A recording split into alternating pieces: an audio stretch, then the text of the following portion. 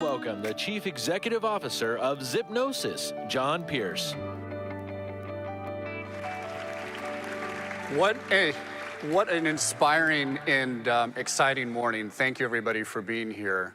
It is truly inspirational for me to see the greatest minds in healthcare being brought into the greatest state for healthcare. And congratulations to Shay and Kathleen and the Medical Alley team for putting a stake in the sand and bringing us together. So thank you guys for doing this, and thank you everybody who is contributing. Minnesota is near and dear for me. It has been a phenomenal place to work on truly transformative change in healthcare through my company, Zipnosis. About a decade ago, we had a vision for how we could deliver healthcare more efficiently. And I set out a big, hairy, audacious goal of saying, we're going to drive the transactional cost of healthcare to zero. And I remember sitting in audiences like this and hearing snickers. I'm here to proudly announce to you that a decade in, we have taken the cost of delivering simple routine care to below $5. And we're now taking that, what we did in sinus infections and bladder infections, that same methodology, that same sort of relentless drive for innovation, and applying it to more complex use cases all across the country. So if there's one thing I hope that you take away from this is that these are not intractable problems, that these are inspirational problems, and we all should be inspired to be the change, to come together and be a part of that. So I'm gonna just admit, I have a brand new entrepreneurial man crush here in this speaker, and I'm gonna get off the stage so you can have your mind completely blown. And I was trying to think of like really great ways to introduce genomics and precision medicine. And so I did a little bit of research prior to this and came up with a study that they published that links obesity and mortality. And it basically, the gist of the abstract of it is that women, kind of independent of age, who carry a little bit more weight, live slightly longer than the men who tell them about it. So we think through that, right? And obviously there is a lot to unpack in that study and some deep minds that were going through that. It stood out to me actually because I think it points out how relevant personalization in healthcare is going to become. And James is going to lead us through a really, really interesting discussion of how he is continuing to push the boundaries using genomics, using artificial intelligence to take it from the sci-fi to the lo-fi, to take it from being something that is an abstract to being something that is potentially humorous in our future. So please give a wonderful and big Minnesota welcome to Dr. James Mault.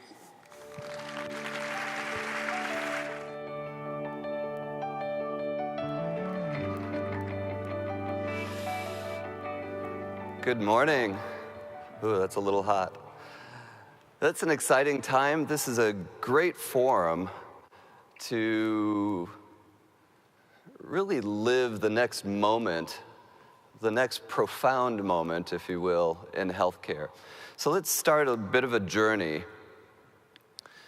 And these are some of these things we learned in grade school. The Industrial Revolution. We learned about it, the impact it had on humanity to be able to have a train to transport people across the country instead of horse and buggy, the introduction of electricity and bringing light into the home instead of candles and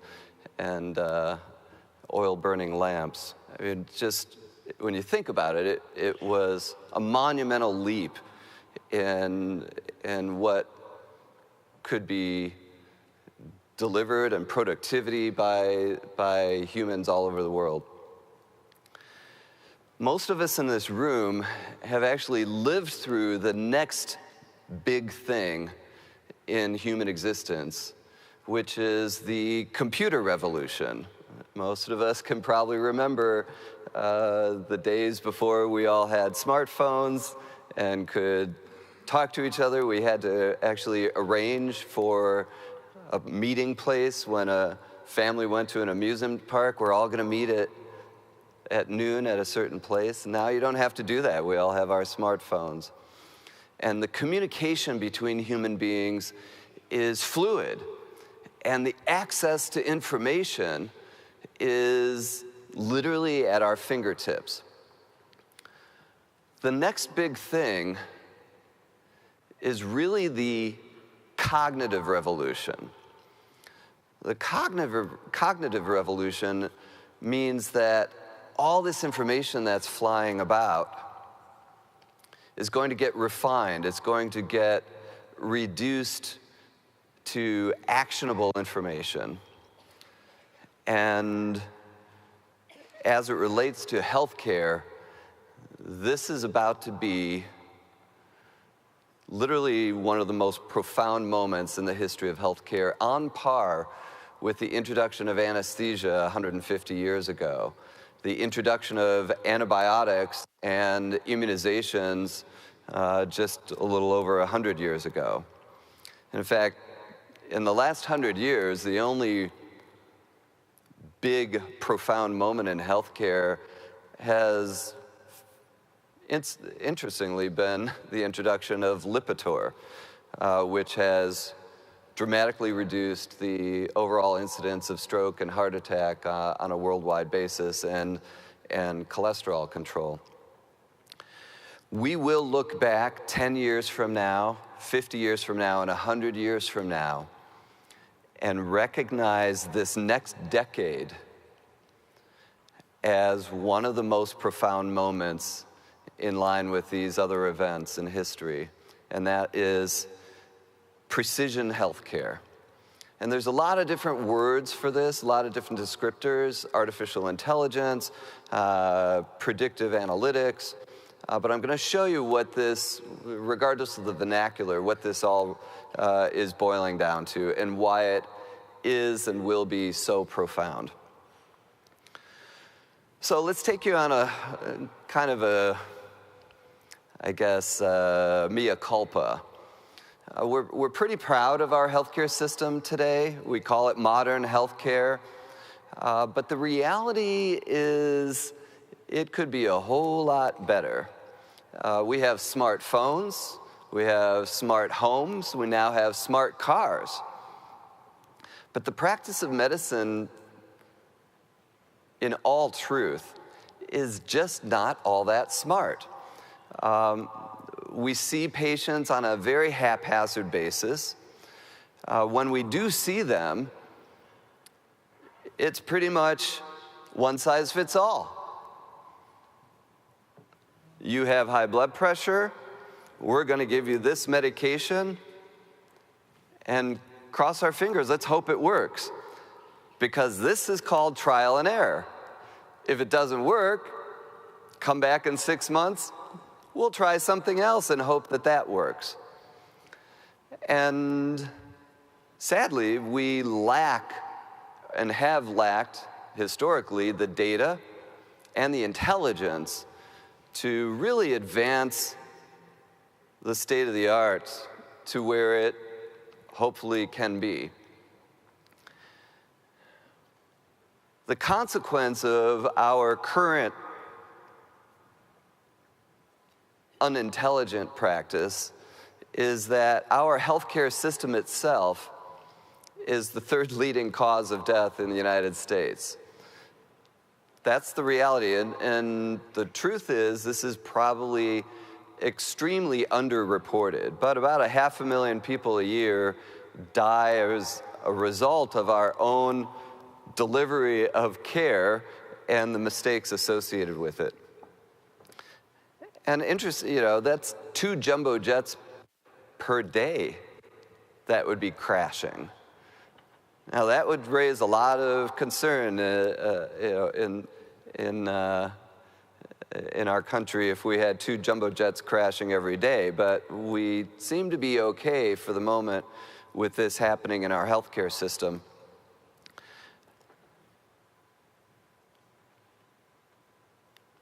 So if we want to move to that next level, it starts with the data. And the good news is over the last 10 years, we have installed and started to implement this massive transition from a paper-based healthcare system to a digital data record keeping. So now we need to move to the next stage, which is connecting to all of that data. Because having that data sitting hostage in a database at a hospital or at a health plan or at a retail pharmacy doesn't do anybody much good if the data can't be available. So it has to be available, connected, real time. Obviously, we want it to be accurate. It has to be secure. And this notion of liquidity means it has to be interoperable. We have to be able to exchange data from one place to another. And it has to be actionable. And now, we are going to be unlocking tremendous new treasure troves of data. And Dr. Frist alluded to it very nicely in the last presentation. The genomics and the genomic data about each and every individual patient is about to change everything. But it's a mass amount of data. One human genome is almost an entire terabyte of data. Terabyte.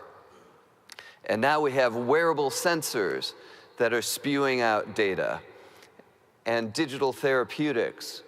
So as clinicians, the amount of data we already had was almost insurmountable. And now we're going to throw even more information. And I think, again, Dr. Frist very nicely introduced the notion of virtual care and the work that's being done by companies like Teladoc and others, including what you just heard at my introduction.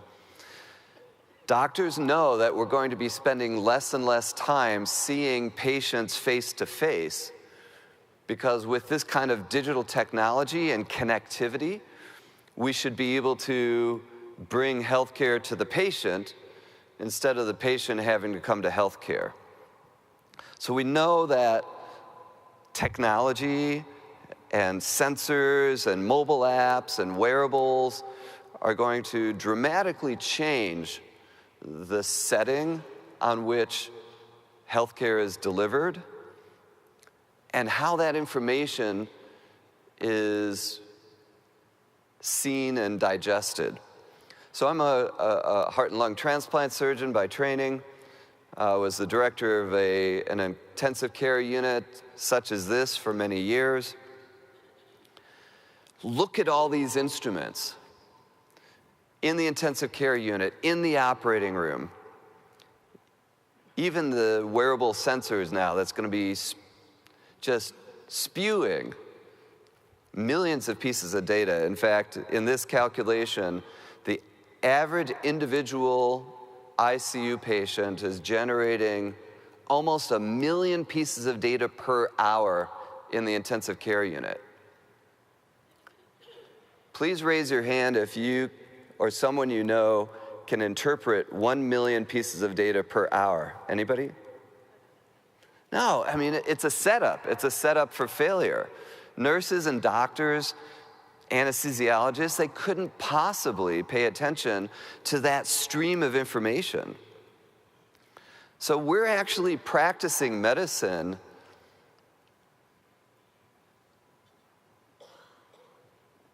with a human cognitive capacity that can digest about 7 pieces of information for a major decision. A major life and death decision is, at the most, ingesting 7 pieces of information as the basis of a decision. So the amount of available data now dramatically exceeds our ability to do something about it, to even see that data. Most of that data is just flying by and we never even see it. So I'm going to ask you a question. This is very difficult. Raise your hand if you or someone you know has ever been on a commercial airplane. Anybody? Raise your hand. Okay, so this should be very familiar to you. Do we have any pilots in the room here? Oh, good. You can validate this. This is the cockpit of a 727 commercial jet from the 1970s and even 1980s. Take note, there are 3 pilots in the cockpit, and they're doing their human best to pay attention to hundreds of gauges and dials in this cockpit.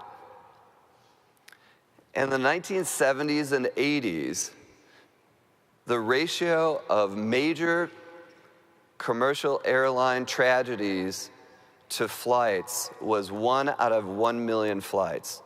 And as a kid growing up in the 70s and 80s, you remember there was about once a year a bad plane crash in the news. Now, I took this picture this summer, flying on a brand new 787 Boeing Dreamliner from Chicago to Charles de Gaulle in Paris, 8-hour flight. And at the end of the flight, I went up to the cockpit, stuck my head in, said, I'm putting together a whole soliloquy on artificial intelligence. I pointed right at the pilot and said, I need the honest truth. How much of the past 8 hours did you personally fly this plane? And you'll see his smirk. He smiled at me and he goes, I think about a minute. And the co-pilot giggled and he said, well, I think it was about a minute and a half. The truth is, they're not flying that plane anymore. There's this thing called the autopilot that is watching over 3,000 sensors generating data at 120 hertz, that's 120 times a second. From each GE engine itself, there's 900 sensors on each engine. There's no way a pilot could possibly watch all that information. But the autopilot system is watching each and every piece of that data and applying predictive and prescriptive algorithms.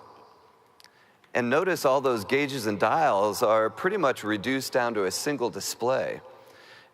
And interpreting all that information and then telling the pilot what the pilot needs to know. Pull up, push down, increase your airspeed, put your flaps up. And now we have an airline safety record that is unprecedented, one in better than 20 million flights. That's a 20-fold increase in safety. So when we talk about healthcare, the next big thing really isn't about big data. You're hearing a lot of hype about big data. Big data doesn't do us a lot of favors if you can't understand what it means. So predictive and prescriptive algorithms are really where the value creation is going to happen on big data.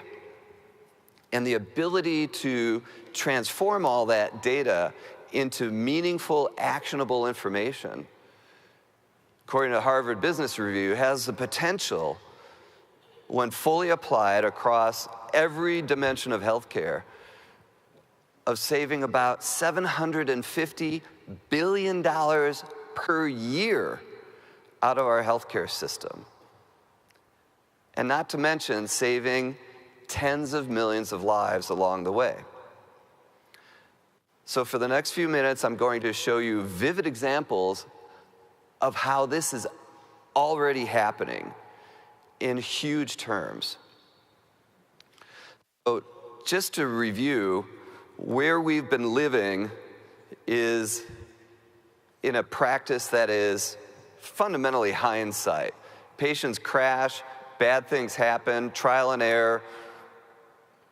We all look back on it and say, oh, now I see why that happened. And where we're about to go is foresight based on predictive and prescriptive algorithms that are fundamentally predicated on the streaming digital data. So again, we have to have real-time access to this information, all the information. And once we do that, there is now a new vehicle courtesy of the FDA, called software as a medical device. And again, Dr. Frist showed you a vivid example of this a moment ago with an artificial intelligence system that's able to look at the retina and make the diagnosis. Teleradiology now is exploding because the reality is, and the data is showing, that if you have a mammogram, you'll probably rather have a computer interpreting that mammogram now to be able to see a potential cancer earlier and better than most radiologists. So this is the vehicle. The FDA has now created a new instrument that is a 510(k) Class 2 medical device that is purely software. So you take the data inputs, see if I can make this. Take these data inputs, you run it into a black box with algorithms. The algorithms will interpret this information and then on the other side deliver diagnostics and even treatment recommendations on a silver platter to the clinicians. It's going to make every clinician better. We want these systems to make every clinician look like a genius. And the data will be based on your individual information. That's called precision medicine. So here before you is live and operational. It's received 510(k) Class 2 FDA clearance. And it's in the operating room across hundreds of operating rooms and has been the autopilot system for the anesthesiologist, capturing all this data in real time, showing the anesthesiologist, out of 1 million pieces of data, here's what we think is going on, red, yellow, green, click on it, it'll tell you what you need to do. And you see the anesthesiologist there in the bottom left, thumbs up, because instead of trying to frantically keep track of what's going on with 10 different monitors and all the lab results and the EMR data, she just has to glance at one screen and tells her everything that's important. And if it's all green, she can play games on her iPad. And the data from this system has now been published after 40,000 non-cardiac general surgery and orthopedic surgery operations, and has shown, that's 40,000, not 100, not 500, 40,000 over the course of more than 4 years. It has a 50% reduction in post-op heart attacks, a 30% reduction in post-op kidney failure, and a full day reduction in average length of stay for the patients that had this system used by their anesthesiologist in the operating room. Think about that. I mean, would you get on an airplane today without the autopilot system helping the pilots? I would hope not. The question is, would you want to get wheeled into the operating room for a life and death operation without the anesthesiologist having this kind of tool at their disposal? And in fact, your anesthesiologist will be able to sit in a command center where the most experienced, seasoned anesthesiologist can monitor and watch what's going on in 100 operating rooms, so that even if it's a nurse anesthetist or a first-year anesthesia resident, you can be sure that they can see exactly what's important and be able to respond quickly to the needs of that individual patient. So this is really exciting. This is game-changing. Now you might notice there's a new version of this system that has an additional piece of information. The gentleman down here said, there's a baby. Top left corner there. So you're going to see these types of systems extending out into every facet of healthcare. Raise your hand. Anybody in here or someone you know ever have a baby? Huh? Okay. You remember that thing they strap onto mom's belly? Anybody? Fetal heart rate monitor. Okay. So think back to that event if you've been in there. There's a lot of screaming. Dad doesn't know what to do. The poor OB nurse, she's doing her human best to watch that fetal tracing. But you know, there's a lot of stuff that they're trying to help support. Imagine an artificial intelligence system that'll watch that fetal tracing on a millisecond by millisecond basis and see potential fetal distress long before your OB nurse would be able to recognize it. This is now in place, cleared by the FDA, and has now been used in 1.8 million live births and has a 50% reduction in unplanned transfers to the neonatal ICU after delivery. Raise your hand if you'd like your daughter to deliver now without having this kind of system in place for fetal heart rate monitoring. The answer is probably not. So you can see the inevitability of this. So I'm going to finish talking about our use of medications. We spend almost $400 billion a year on medications, and about 50% of those medications actually work for that patient. And for a lot of people, it's not only not working, it's causing them harm. So we're paying over $100 billion a year to deal with the adverse drug reactions to those medications that aren't working. And if you look at this article published in the Journal of Nature just a few years ago, these are the top 10 selling drugs in the United States, and showing in blue the proportion of patients that are actually getting a therapeutic benefit from those drugs versus the patients that are not.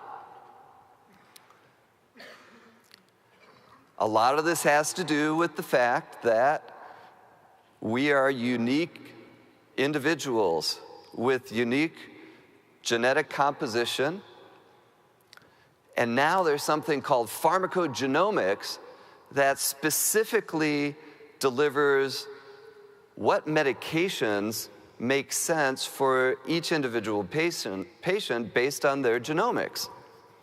Because it turns out that we're all a little different, and some of us are fast metabolizers on the bell curve, and this is different for one drug to the next. And some of us might be slow metabolizers. So the ability to get a pharmacogenomic profile now before you go in for surgery can save your life. It can be the difference of the anesthesiologist giving you a medication that could potentially kill you or not. Right now, we just hope it's all going to be fine, and we take the consequences that we get by going in with scant information. But that's all going to change now, because now we can get that genomic profile. CQuentia, the company that I now lead, is able to do an entire gene profile, 2,100 genes, 660,000 variants in 5 days or less, and turn that around into a report to the anesthesiologist a week before you show up for surgery. So now here's a report specific to all the anesthetic agents and whether or not that anesthetic agent is likely to work or not work. How does that sound?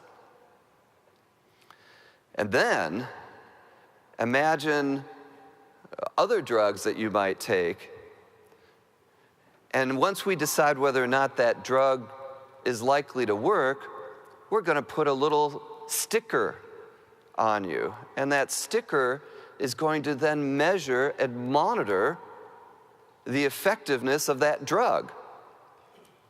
Sounds crazy, doesn't it? we're actually going to be able to give people the right medication specific to them, and then we're going to be able to, in a very easy way, very inexpensively, document that it's working, and even potentially be able to fine-tune the dose and the interval of that drug based on your symptomatic and therapeutic responses. And this is where we all want to be. This is precision medicine at its best. And over this next 5-10 years, you're going to see this literally sweep every facet of care. From Dr. Frist's and the retinal exam, to the operating room, to the intensive care unit, oncology, primary care. You will not see a facet of healthcare that won't be significantly impacted by this precision, personalized approach. And the way this is all happening now is through collaborations between the technology companies and the data sources with the clinical domain expertise. You can't do this without the clinical organizations to be able to make these correlations between the data and the clinical events or the clinical outcomes. And then on the bottom right, if your teenager is trying to decide on a career opportunity that has a big future, if they don't go into healthcare, tell them to become a mathematician, because the mathematicians have a huge future and a tremendous contribution to changing pretty much everything in every sector of our economy, but very notably healthcare. So thank you very much, and hopefully you can all be a part of this. It's definitely the next big thing. Take care.